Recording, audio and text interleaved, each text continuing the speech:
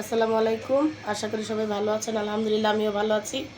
আমি আজকে লটকা শুটকি ভুনা করব, এটাই আপনাদেরকে দেখাবো। এখানে কিছু তেল দিয়ে দিলাম পরিমাণ মতো,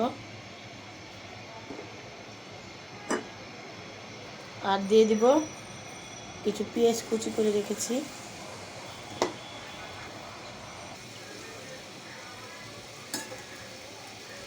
পেঁয়াজ দিয়ে দিছি, পেঁয়াজটা কিছু নাড়া দিয়ে দিব।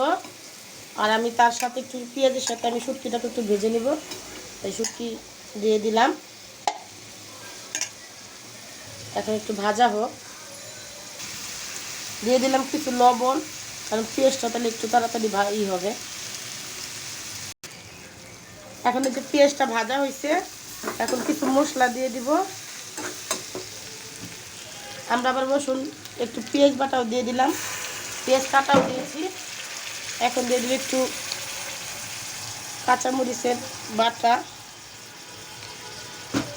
আমরা আবার রসুনটা কমই কুচায় খাই, মানে বাটাটাই সব কিছুতে দিই। এই যে রসুন বাটা দিয়ে দিলাম, একটু দিলাম জিরা বাটা, আর পেঁয়াজ বাটা তো দিলামই। আর এখন দিয়ে দিব একটু ওই লাল মরিচের গুঁড়াটা, কারণ ওই তরকারি কালারটা একটু ভালো আসবে এই জন্য।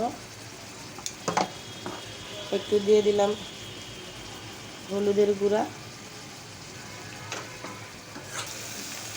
এই যে এখন ভাজা ভাজা হইতে আর একটু পানি দিব, পানিটা আর একটু ভাজা ভাজা করব। পানি অল্পই দিলাম, একটু আর একটু ভাজা ভাজা হবে, আর পেঁয়াজটা একটু মানে গলবে। এই যে দেখেন পানিটা, যেই পানিটা দিয়েছিলেন পানিটা প্রায় শুকায় আসছে। এখন আমি দিয়ে দেবো 4-5টা কাঁচামরিচ, একটু ঘ্রাণটা অনেক ভালো আসবে। কাঁচামরিচের ঘ্রাণটা অনেক ভালো লাগে, অনেক সুন্দর গন্ধ বের হয়েছে। আর প্রায় রান্নার শেষ, এখন চুলা নিভাই দিব। সবাই ভালো থাকবেন, সুস্থ থাকবেন। আল্লাহ হাফেজ।